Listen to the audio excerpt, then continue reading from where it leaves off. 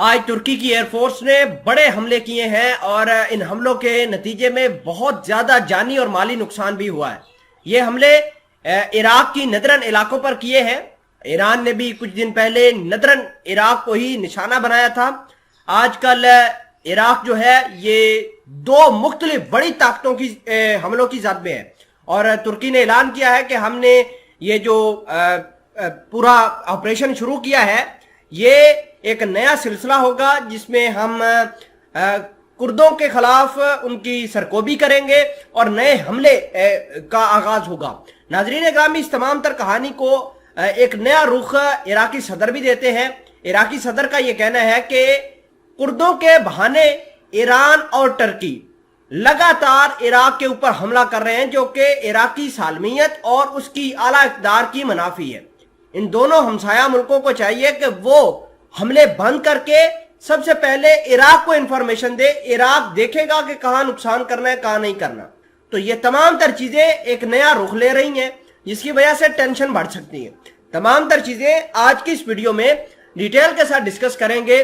چھوٹی سی گزارش ہے کہ آپ ہمارا یوٹیوب چینل حسنات ٹی وی کو سبسکرائب کر کے پاس موجود گھنٹی کے نشان کو دبا لیں تاکہ لیٹسٹ نیوز آپ تک بر وقت پہنچتی رہے۔ عراقی گورنمنٹ نے صبح دھوک میں ایک دیہات پر فضائی حملے کی تصدیق کی ہے۔ رپورٹ کے مطابق ترک فوج کے طیاروں نے شمالی عراق کے دوک صوبے کے دیہات پر حملہ کیا ہے۔ اس حملے کے بعد اس علاقے میں باغیوں اور زرعی زمینوں میں آگ بڑک اٹھی۔ باغیوں کی ہلاکتوں کی بھی تعداد ہے۔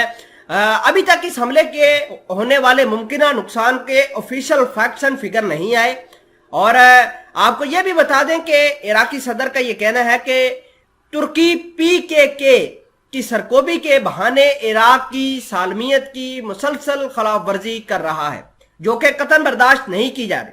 ترکی نے حالیہ برسوں میں PKK یعنی کرد کے عناصر کی سرکوبی کے لیے عراق کے خلاف جارحیت کی تھی، اور اس جارحیت پر حکومت عراق اور دیگر ممالک نے سخت رد عمل ظاہر کیا تھا۔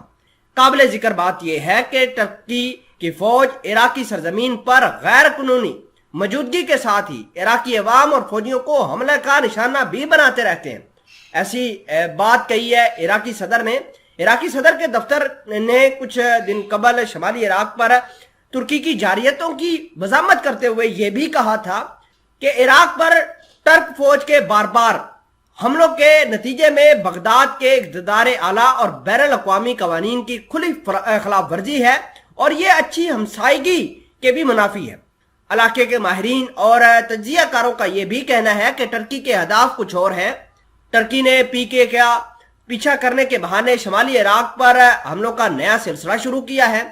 ترکی کے زیادہ تر حملے کردستان کے متینہ، زہاب، آفشین اور باسان کے علاقوں میں ہوتے ہیں، اگرچہ اس نے نینوا کے سجار جیسے علاقوں کو بھی اپنے حملوں کا نشانہ بنایا ہے۔